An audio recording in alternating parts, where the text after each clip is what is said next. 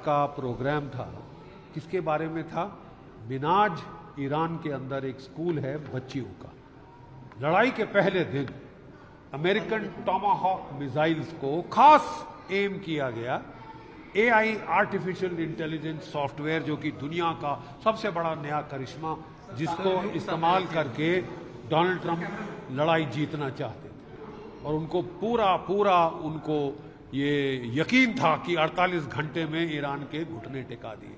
48 घंटे छोड़ दीजिए साहब, 48 दिन हो गए, आज 107 दिन हो गए, लड़ाई चल रही है और अब डोनाल्ड ट्रंप घुटने टेक। लेकिन प्रॉब्लम यह है साहब कि क्योंकि हम उस वक्त दुनिया पूरी चुप्पी साध गई कि अमेरिका बड़ा ताकतवर है, अमेरिका बड़ा ये है, डोनाल्ड ट्रंप बड़ा दादा है, ठीक है, तो हम चुप रहे, नहीं तो हम पे ना चढ़ जाए। ठीक है साहब, आप चुप रहेंगे तो वो आप पे चढ़ेगा। हम मिनाज के स्कूल के टाइम चुप्पी साध के बैठे थे, आज हमारे 3 जहाजों पे हमला हुआ है। हमारे 3 जो हैं नाविक, उनको मार डाला गया, मर्डर किया गया, और एक शब्द नहीं है सॉरी का, माफी का, गलती हो गई, कुछ नहीं। हमारे बाप का राज। अगर आपके बाप का राज, अगर ये आपका रवैया है, तो हम भी इनके साथ खड़े, हम भी ईरान के साथ खड़े। ठीक है साहब, आपको जैसे को तैसा, भारत के नागरिक ना तो गली के कुत्ते हैं, ना नाली के कीड़े हैं। क्यों मर गए तो मर गए, क्या फर्क पड़ता है? रंग में भंग नहीं होना चाहिए साहब। G7 की मीटिंग हो रही है, फोटो ऑफ होने हैं, ये होने, बाहर में जाएं फोटो। हमारे 3 घरों में मातम बन रहा है। शहादत कुर्बानी क्या होती है, भाई को खोना क्या होता है, मैं जानता हूं। मेरे बड़े भाई साहब 1965 के युद्ध में शहीद हुए। सब लोग आए अफसोस करने, सारे मिनिस्टर पहुंच गए, सब लोग पहुंच गए। 3 दिन के बाद हमारे घर में अंधेरा था, दिवाली में हमारे घर में अंधेरा। साहब हमसे तो नहीं देखा सर, लुक सामने रखिए ना। हमसे तो बिल्कुल नहीं देखा जाता कि आप एक भी हिंदुस्तानी का कत्ल करें, खरोच निकालें। पाकिस्तान ने ये किया था, उसको संदूर में आके खमियाजा भुगतना पड़ा है। डोनाल्ड ट्रंप साहब क्या समझते हैं? वो बहुत ताकतवर हैं, बहुत बड़े दादा हैं। आपकी दादागिरी हमने ईरान के खिलाफ देख ली है, कितने दादा हो तो। नेगोशिएशंस डील के ऊपर भी लगातार बात हो रही है। आपको लगता है कि यूएस ईरान नेगोशिएशन डील्स या सीज फायर डील्स सही में होगी, या एक बार फिर से ये कहीं ना कहीं अब एक और षड्यंत्र रचने की कोशिश की जा रही है और ये डील एक? देखिए साहब, आप अपनी विश्वसनीयता 0 से भी कम कर लो तो आप पे कौन विश्वास करेगा? हर बार आपने बोला है कि मैं जो है सीज फायर करूं, ठीक है। 2015 में ओबामा साहब ने पूरी डील कर ली, आगे कागज 2018 में आए, कागज के कचड़े में डाल दी। आज वो डील नहीं मिल रही, वो डील के बराबर भी आप नहीं आ सकते। और इसके लिए इनकी नानी खिसकी जा रही है, ठंडे पसीने आ रहे हैं कि अमेरिका के लोग मेरे को क्या बोलेंगे। क्या झक मार के तूने 107 दिन लड़ाई करी, तू कह रहा था कोई लंबी फॉरएवर वॉर नहीं करेगा, तूने किया क्या? तबाही कर दी है दुनिया की इकोनॉमी, भारत की इकोनॉमी को चोट पहुंचाई है। और हमको कहा जा रहा है कि ग्रिन एंड बेयर इट, कि मुस्कुराओ, तुमको मुंह पे लात मारेंगे, नाक में से खून बहाएंगे, तुम मुस्कुराओ क्योंकि तुम हमारे दोस्त हो।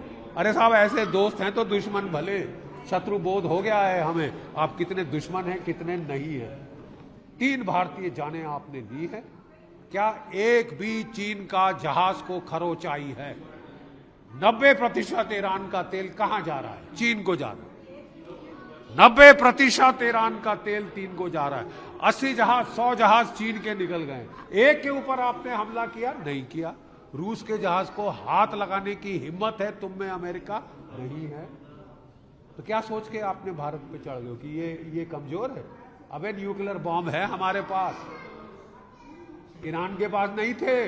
उसने तुम्हारी ऐसी तैसी कर दी है, तुम्हारी बत्ती बंद हो गई है साहब, नाक से धुआं निकल रहा है, ठीक है। और भारत के ऊपर उंगल मत देना साहब, उंगल टूट जाएगी, क्योंकि यहाँ की जनता में आक्रोश है। जयशंकर ने भी जिस तरीके से बातचीत की, वैसे क्या लगता है जिस तरीके से 3 भारतीयों की मौत के बाद कहीं ना कहीं विदेश जो मंत्री हैं उनका कहीं ना कहीं इसमें जवाबदेही बनती है? देखिए साहब, ये किसकी जवाबदेही बनती है, किसकी नहीं बनती है, हम देखना चाहते हैं अंतिम रिजल्ट क्या है।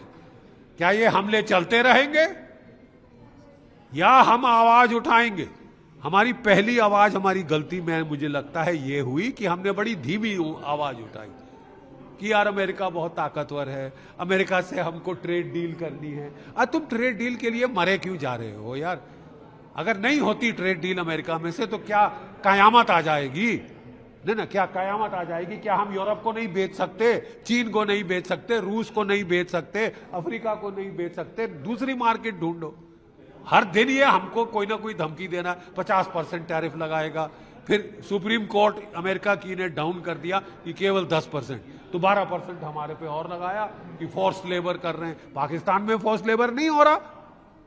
टेररिज्म आपको केवल ईरान में दिख रही है, पाकिस्तान टेररिज्म नहीं कर रहा। उसके आसिफ मुनीर को गोदी में क्यों बिठा रहे? क्यों उसको उकसा रहे हो पालतू कुत्ते की तरह कि और काटो भारतवर्ष? देखिए साहब, बहुत हद से ज्यादा चीजें बढ़ जा रही हैं और शत्रुबोध हमको अब धीरे धीरे हो रहा है। अगर कई लोगों के आंख से पर्दा अभी भी नहीं गिरा है तो मुझे लगता है कि अमेरिका खुद गिरा है। सर, गाजा में 1 लाख बच्चे 3 साल से लगातार मौतों का सिलसिला बढ़ता जा रहा है। अभी भी इजराइल जो है गाजा के ऊपर हमला कर रहा है। क्या लगता है कि इजराइल को भी एक इंटरनेशनल टेररिस्ट देश घोषित करना चाहिए? देखिए साहब, मैं सीधी बात कहना चाहता हूं, जब 7 अक्टूबर को इजराइल पे हमला हुआ था, 112 उनके बच्चे, लड़के लड़कियां मारे गए थे, कैदी हुए थे, सारी दुनिया की सिंपैथी इजराइल के साथ। अब तब से लेके आज तक 990 दिन हो गए साहब, तुम्हारी लड़ाई का अंत नहीं है। आपके 1200 गए थे तो आपने तो 1,20,000 मार डाले हैं और अंत नहीं दिख रहा ना साहब। तुम्हारी जो सिंपैथी थी वो गई है साहब। और अब आप हमारे सबसे बड़े दोस्त बनते हो और हम लोग भी कदर लिहाज कर रहे थे, अभी तक हम लोग नहीं बोल रहे थे क्योंकि साहब हर लड़ाई में इन्होंने हमारा साथ दिया। सीधी बात, मैं 2 टूक शब्द की मैं बात करता हूं। लेकिन साहब अब आप हमको पेट में लात मार रहे हैं, हमारी इकोनॉमी का भट्टा बिठा दिया है साहब आपने और अमेरिका ने मिलकर। भारत की इकोनॉमी की तबाही की ओर धकेले जा रहा है। हम 7% पर एनम ग्रोथ रेट पे बढ़ रहे थे, 5.9% पे आ गए। 720 अरब डॉलर फॉरेन एक्सचेंज रिजर्व था हमारे पास, आज 550 के करीब आ गए और घटता जा रहा है। 32% हमारा फर्टिलाइजर वहां से आता, गल्फ से आता है। पहले हम गल्फ से तेल लेते थे, वो बंद करा दिया। हमने रूस से तेल लेना शुरू किया, वो बंद करा दिया। कह रहे 500% टैरिफ लगाएंगे। अरे तुम दोस्त हो या दुश्मन हो? तुम तो मुंह में राम राम, बगल में छुरी है साहब। और हम मिनाज पे चुप रहे कि यार वो कहते ना, जब जर्मनी में एडोल्फ हिटलर ने कत्लो गारत शुरू किया तो लोग कहते थे अच्छा हुआ यार मेरे घर नहीं आई जेस्टापो, पड़ोसी के घर आई। ठीक है साहब, फिर उनको पता चला कि कुछ दिनों के बाद उसके घर आ गए। तो यही तकरीबन यही तमाशा हो रहा है। हम लोग चुप बैठे रहे और हमारे 3 जहाजों पे हमले हुए, एक के बाद एक भारतीय जहाजों पे, रूस पे नहीं, चीन पे नहीं, क्योंकि उनसे डरते हैं। हम उनको दोस्ती के नाम पे बनाओ चार्ली, आप समझ रहे हैं ना क्या शब्द बोल रहा हूं?